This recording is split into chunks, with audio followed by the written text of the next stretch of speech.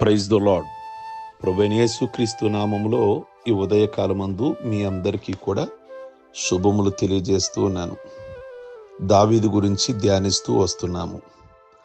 దావీదు ఒంటరిగా తిరుగుతూ ఉన్నాడు.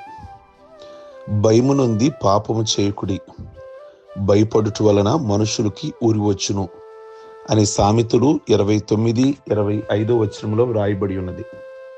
దావీదు జీవితంలో సరిగ్గా ఇదే జరిగింది. దావీదు తన భయముతో రావలసిన స్థలానికి వచ్చాడు. దేవుని సన్నిధికి చేరాడు. నోబులో ప్రత్యక్ష గుడారం ఉంది. అదొక స్థలం పేరు నోబులో అనేది. దాని దగ్గర సుమారుగా 85 మంది దేవుని సేవకులు, యాజకులు పరిచర్య చేస్తూ ఉన్నారు.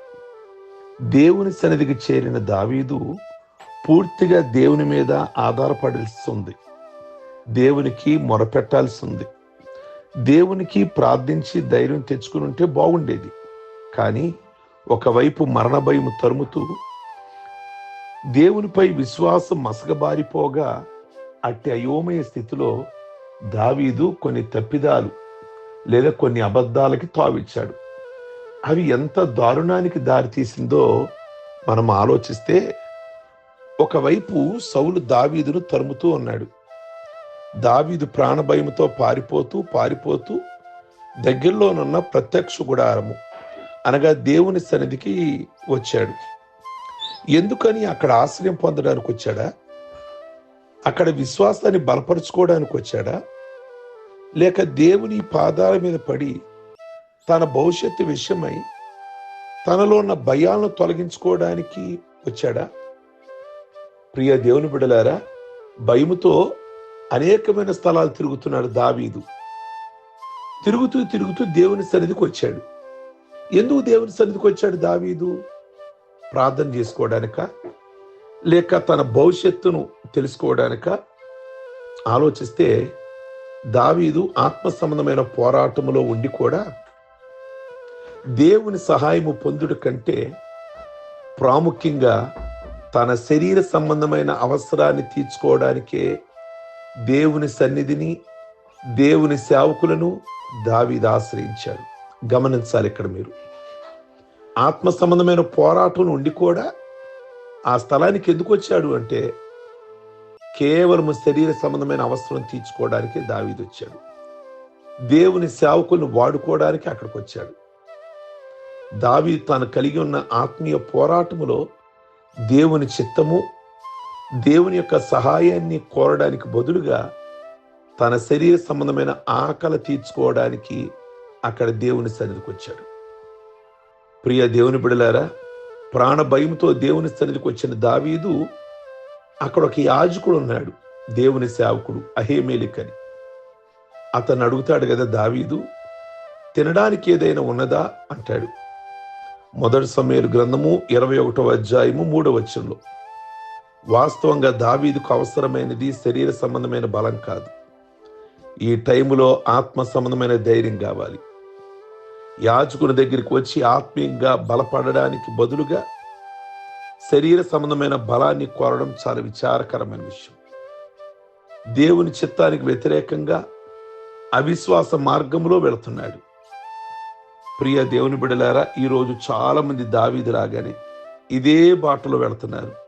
వారికి కలిగిన సమస్యలు, చిక్కులు, వారి ఆత్మీయ నేత్రాలు మూసివేయగా కేవలం వారి శరీర సంబంధమైన అవసరాలే ఎంతో ప్రాముఖ్యమైనవిగా వారికి కనిపిస్తున్నాయి. వాటిని తీర్చుకోవడానికి మాత్రమే దేవుని సన్నిధికి వెళుతున్నారు. అందుకే దేవుని సేవకుల్ని ఆశ్రయిస్తున్నారు.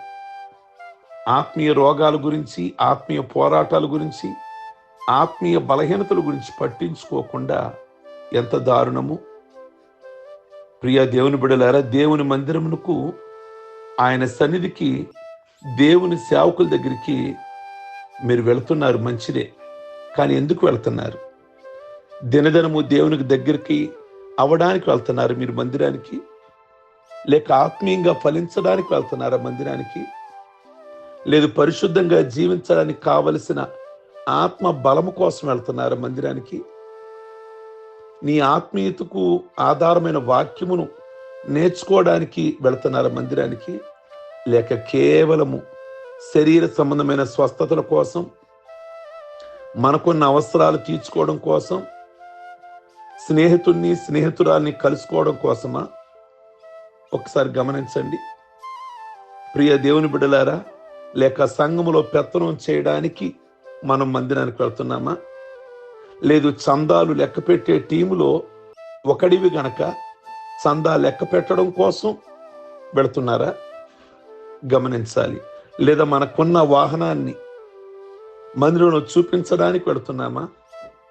కొన్న బట్టలు లేక బంగారం చూపించడానికే మందిరానికి వెళుతున్నామా? సేవా ముసుగులో, పరిచర్య ముసుగులో పరిచయాలు పెంచుకొని నీ ఇచ్చలు తీర్చుకోవడం కోసం మందిరానికి వెళుతున్నామా? దేవుని సన్నిధికి ఎందుకోసం వెళుతున్నాం? ఒకసారి మీరు ఆలోచించండి.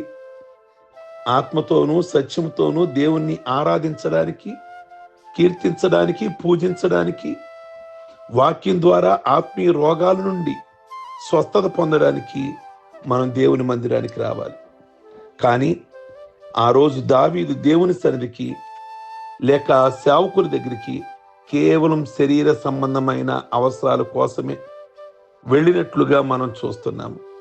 వెళ్ళి అతి సులభముగా అబద్ధాలు చెప్పేశాడు సేవకులకి. చాలా బాధ కలిగే విషయం. ఈ మాటలు వింటున్నటువంటి మీరు దేవుని మందిరానికి మనం ఎందుకు వెళ్తున్నాము?